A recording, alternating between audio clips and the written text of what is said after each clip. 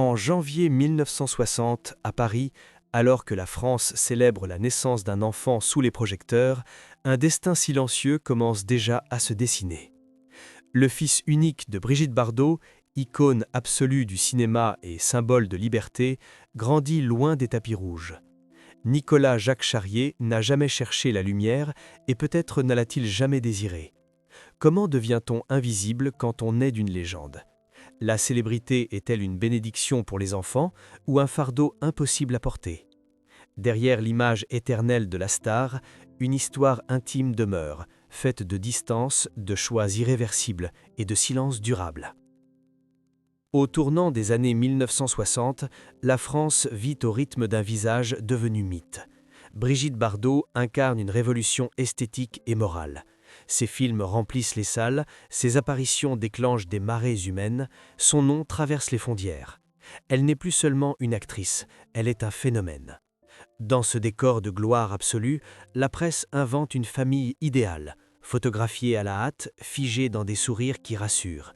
Aux yeux du public, tout semble aligné, la beauté, l'amour, la réussite. L'année 1959 marque une étape décisive. Bardot épouse Jacques Charrier, comédien et réalisateur, présenté alors comme l'homme capable d'apporter stabilité et normalité à une star insaisissable. Le mariage est célébré comme un événement national. Les magazines parlent d'un refuge, d'un équilibre enfin trouvé. La France veut croire à cette promesse. La star peut être une épouse, bientôt une mère, sans perdre son éclat. Lorsque naît Nicolas Jacques Charrier, en janvier 1960, la nouvelle se répand comme une confirmation.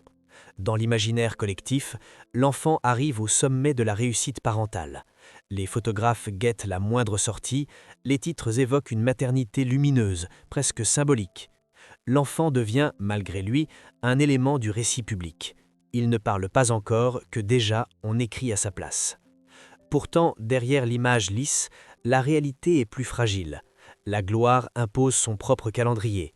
Les tournages s'enchaînent, les voyages aussi. Les journées commencent à l'aube et s'achèvent tard dans la nuit. La maison n'est jamais tout à fait un refuge. Elle reste traversée par le bruit, les attentes, les regards extérieurs. L'intimité se réduit. Chaque geste peut devenir une scène, chaque silence un commentaire. À cette époque, la société française nourrit des attentes précises. Une femme célèbre doit réussir sur tous les plans, être admirée, désirée, mais aussi rassurante. La maternité est perçue comme une étape naturelle, presque obligatoire. Peu importe les doutes, les peurs ou les contradictions intimes, la mère idéale n'hésite pas. Elle s'adapte, elle sourit. La pression est constante, diffuse, rarement formulée, mais toujours présente. Dans ce contexte, la famille Bardot-Charrier devient un symbole plus qu'un foyer.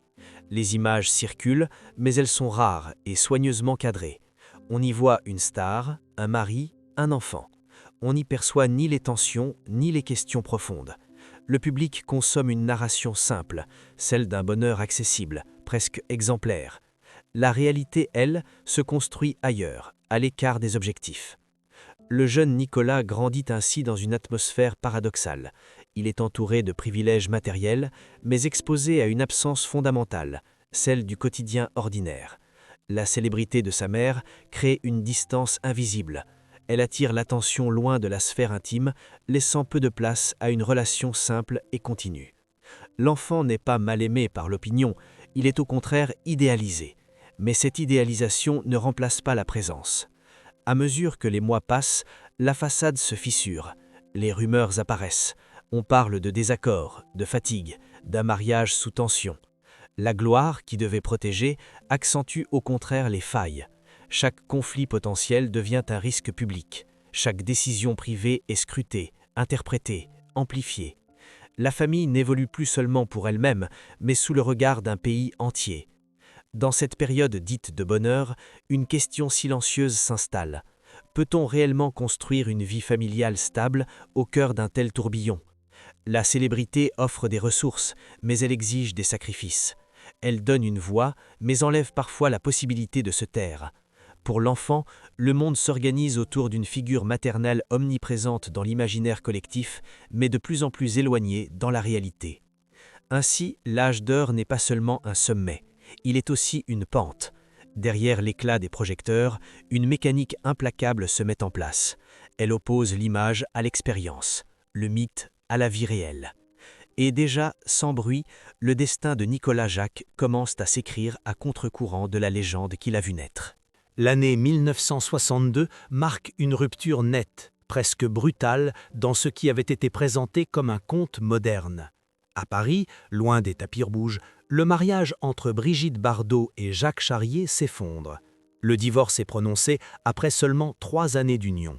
Pour l'opinion publique, c'est une nouvelle déception. Pour la famille, c'est un basculement définitif. Derrière les communiqués officiels et les titres mesurés, une décision essentielle est prise, la garde de l'enfant est confiée au père. À ce moment précis, Nicolas Jacques Charrier n'a que 2 ans. Il ne comprend pas encore les enjeux, mais sa trajectoire est déjà modifiée de manière irréversible. Sa mère, omniprésente dans l'imaginaire collectif, disparaît progressivement de son quotidien. Son père devient la figure centrale, celle qui structure la vie ordinaire, loin du tumulte médiatique. Le choix est lourd de conséquences, et il tranche avec les attentes sociales de l'époque, où la mère reste traditionnellement au cœur de l'éducation. Cette séparation ne se limite pas à une rupture conjugale, elle révèle un conflit plus profond, rarement formulé publiquement, mais abondamment documenté par la suite. Brigitte Bardot, à plusieurs reprises, confiera son malaise face à la maternité, non pas comme une provocation, mais comme une vérité intime. Elle parle d'un rôle qu'elle n'a jamais su endosser, d'une pression qu'elle n'a pas choisie. Ces paroles, rapportées plus tard, éclairent d'un jour nouveau les événements de 1962. À l'époque, cependant, le discours dominant reste sévère. Une femme, surtout célèbre, n'est pas censée renoncer à son enfant. Les critiques fusent, parfois voilées, parfois explicites. Bardot devient un symbole ambivalent. Elle incarne à la fois l'émancipation féminine et une transgression inacceptable des normes familiales. Ce paradoxe nourrit les débats, mais il enferme aussi l'enfant dans une situation délicate. Nicolas n'est plus seulement le fils d'une star, il devient malgré lui l'enjeu silencieux d'un affrontement idéologique. Le père, Jacques Charrier, fait un choix radical. Il décide de protéger son fils du monde qui a englouti leur vie commune. Il limite les apparitions publiques, refuse l'exposition médiatique, impose une distance claire avec l'univers du spectacle. Ce retrait n'est pas un geste anodin. Dans une France fascinée par la célébrité, il s'agit presque d'un acte de résistance. Le quotidien de l'enfant se reconstruit dans une relative discrétion, à l'écart des flashs et des attentes collectives. Pendant ce temps, la carrière de Brigitte Bardot continue, mais elle est marquée par une fatigue croissante.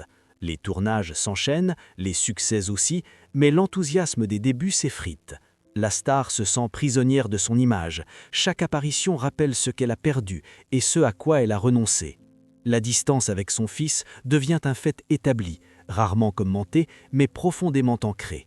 Elle n'est ni niée, ni réellement expliquée. Elle s'installe comme une évidence douloureuse. La question se pose alors, presque inévitable. Pourquoi cette rupture a-t-elle été si définitive ? Était-elle inévitable dans un contexte où la célébrité dévore tout, ou aurait-elle pu être évitée par d'autres choix, d'autres compromis ? Les archives montrent une société peu disposée à entendre la complexité. Les nuances se perdent au profit de jugements rapides. L'enfant, lui, grandit au milieu de ses interprétations, sans jamais y répondre. Au fil des années, Nicolas Jacques Charrier développe une identité à l'opposé de celle de sa mère. Là où elle attire les regards, il les fuit. Là où elle incarne l'excès et la transgression, il choisit la mesure et la discrétion. Ce contraste n'est pas seulement un trait de caractère, il est le produit direct d'une enfance marquée par l'absence, mais aussi par une protection stricte. Le silence devient d'une forme de refuge, presque une stratégie de survie. Pour Brigitte Bardot, la rupture familiale s'ajoute à une série de désillusions. Elle commence à s'éloigner progressivement du cinéma, jusqu'à annoncer en 1973 son retrait définitif. Cette décision est souvent analysée sous l'angle artistique ou militant, mais elle porte aussi la trace d'un épuisement personnel profond. La maternité contrariée, la séparation, la critique constante ont laissé des marques durables. Le passé ne disparaît pas, il se transforme en arrière-plan permanent. Ainsi, le moment de la rupture ne se limite pas à une date ou à un jugement de divorce, il constitue le point de départ de 2 trajectoires irréconciliables. D'un côté, une femme devenue légende, enfermée dans une image qu'elle combattra toute sa vie, de l'autre, un enfant qui apprend très tôt que la notoriété peut être une force destructrice. La célébrité, qui promettait tant, révèle alors son visage le plus cruel. Elle sépare, elle isole, et elle laisse derrière elle des silences que le temps ne suffit pas toujours à combler. Avec le recul, l'histoire de cette famille apparaît moins comme une suite de choix isolés que comme le produit d'une pression continue. La vérité ne se situe rarement dans les déclarations spectaculaires, elle se niche dans les silences, dans ce qui n'a jamais été montré. Pour Brigitte Bardot, la célébrité n'a pas seulement été une ascension fulgurante, elle a aussi agi comme un filtre déformant, modifiant chaque relation intime, y compris la plus fondamentale. Dès ses débuts, Bardot est chevauchée par un système qui exige disponibilité, séduction et obéissance à une image. Les contrats, les tournages, les attentes du public créent un cadre rigide. Dans cet univers, la maternité n'est pas pensée comme une expérience intérieure, mais comme un symbole social. Il faut être mère pour correspondre à l'idéal, peu importe le coût psychologique. Cette injonction, rarement discutée à l'époque, pèse lourdement sur une femme déjà en lutte avec son propre rôle. La naissance de Nicolas Jaques n'efface pas ce conflit, l'exacerbe. La vérité, longtemps passée sous silence, est que Bardot n'arrive pas à se projeter dans la durée maternelle. Elle ne nie pas l'existence de son fils, mais elle reconnaît son incapacité à incarner ce rôle. Cette honnêteté, révélée plus tard, choque encore aujourd'hui. Pourtant, elle éclaire d'un jour nouveau les événements de 1962. Le retrait n'est pas un abandon soudain, mais l'aboutissement d'une tension profonde entre identité personnelle et attente collective. Pour Nicolas Jacques Charrier, la vérité se construit différemment. Il grandit dans un cadre stable, mais marqué par une absence symbolique. Sa mère est partout dans les journaux, à la télévision, dans la mémoire collective. Elle est rarement présente dans sa vie quotidienne. Cette dissociation crée une situation singulière. L'enfant connaît sa mère sans vraiment la connaître. Il perçoit son aura, mais pas la proximité. La figure maternelle devient presque abstraite, plus proche d'un mythe que d'un repère affectif. Le choix de la discrétion devient alors une réponse logique. Nicolas apprend très tôt que le silence protège. En refusant les interviews, en évitant les apparitions publiques, il reprend le contrôle d'un récit qui lui a échappé à la naissance. Ce retrait n'est pas une fuite lâche, mais une stratégie consciente. Il s'agit de vivre une existence ordinaire, loin des interprétations permanentes. Là où sa mère a été prisonnière de son image, lui refuse d'en construire une. Cette différence de trajectoire révèle une vérité plus large. Tous les enfants de célébrités ne cherchent pas à prolonger la légende, certains s'en détachent radicalement. Dans ce cas précis, le contraste est saisissant. Brigitte Bardot, symbole de transgression et de visibilité extrême, donne naissance à un fils qui choisit l'inverse absolu. Ce choix n'est pas un rejet personnel, mais une manière de se définir hors du regard public. Avec le temps, la relation mère-fils ne se transforme pas en conflit ouvert, elle reste marquée par une distance calme, presque figée. Il n'y a pas de scandale, pas de règlement de compte médiatique, seulement une absence de rapprochement notable. Cette neutralité apparente est trompeuse, elle dissimule une réalité plus complexe, celle de deux individus incapables de se rejoindre pleinement car leurs mondes sont construits sur des logiques opposées. Pour Bardot, cette distance devient un élément parmi d'autres, d'un bilan personnel contrasté. Elle se consacre à la cause animale, trouve dans cet engagement une forme de réparation morale. Ce combat lui permet de canaliser une sensibilité qu'elle n'a jamais su exprimer dans la sphère familiale. Certains y voient une compensation, d'autres une continuité de son refus des rôles imposés. La vérité, là encore, n'est ni simple ni univoque. Pour Nicolas, la vie suit un cours discret. Il fonde sa propre famille, transmet à ses enfants une valeur essentielle, la normalité. Aucun héritage médiatique, aucune injonction à représenter un nom célèbre.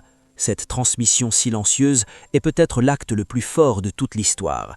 Elle rompt définitivement avec la logique de la célébrité héréditaire. Ainsi, la vérité ne révèle ni héros ni coupable absolu. Elle expose une fracture générationnelle, nourrie par une époque incapable d'accueillir la complexité. La célébrité n'a pas détruit cette famille par malveillance, mais par accumulation de contraintes invisibles. Et dans cet espace laissé vacant par les projecteurs, chacun a tenté, à sa manière, de survivre. Au terme de ce parcours, Une évidence s'impose sans jamais se formuler clairement. L'histoire de Brigitte Bardot et de son fils ne relève ni du scandale ni de la réconciliation spectaculaire. Elle appartient à une zone plus inconfortable, celle des vies qui ne se réparent pas totalement, mais qui continuent malgré tout. La célébrité, souvent présentée comme une promesse d'abondance, apparaît ici comme une force ambiguë, capable de tout offrir, sauf la simplicité. La question posée au début demeure entière. Naître d'une légende est-il un privilège ou une épreuve? Dans le cas de Nicolas-Jacques Charrier, la réponse semble se situer dans le refus même de cette alternative. Il n'a ni revendiqué l'héritage, ni cherché à le combattre publiquement. Il l'a contourné. En choisissant une existence discrète, il a opposé au vacarme du monde une décision silencieuse mais ferme, celle de vivre sans être défini par le regard des autres. Cette trajectoire interroge profondément notre rapport à la transmission. La notoriété est souvent pensée comme un capital, quelque chose qui se lègue, qui ouvre des portes. Mais que se passe-t-il lorsque ce capital devient un poids, lorsque le nom précède l'individu, lorsque l'histoire est écrite avant même que la vie commence? Le cas de Nicolas Jacques montre que l'héritage le plus précieux n'est pas toujours celui que l'on croit. Parfois, c'est la possibilité d'échapper à la répétition. Pour Brigitte Bardot, le bilan est plus complexe encore. Elle restera, pour l'histoire, une icône absolue, une figure de rupture, une femme qui a défié les normes et payé le prix de cette audace.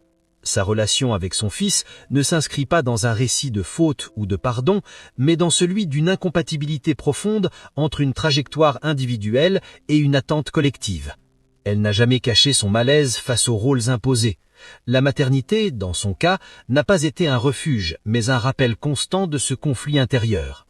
Il serait tentant de chercher un responsable, de désigner la célébrité comme coupable unique, mais ce serait ignorer le contexte d'une époque peu enclin à entendre la complexité des choix féminins. La société des années 1960 exigeait des figures publiques qu'elles incarnent des modèles parfaits sans leur offrir l'espace nécessaire pour exprimer leurs contradictions. Dans cet étau, ni la mère ni l'enfant n'ont réellement eu la liberté de redéfinir leurs liens. Aujourd'hui, avec le recul, cette histoire résonne autrement. Elle parle de solitude, mais aussi de lucidité. Elle rappelle que l'amour familial ne se mesure pas uniquement à la proximité ou à la présence visible. Parfois, il se manifeste dans des décisions difficiles, dans des séparations assumées, dans le refus de faire semblant. Le silence de Nicolas Jacques peut être lu comme une blessure, mais aussi comme une victoire intime, celle d'avoir construit une identité hors du mythe. Ainsi, la célébrité apparaît moins comme une lumière que comme une ombre portée sur plusieurs générations. Elle éclaire, mais elle déforme. Elle rapproche les foules, mais elle éloigne les êtres. Et dans cet espace ambigu, chacun tente de trouver un équilibre fragile. L'histoire de Brigitte Bardot et de son fils ne propose pas de leçons simples. Elle invite seulement à une réflexion plus large sur le prix réel de la gloire.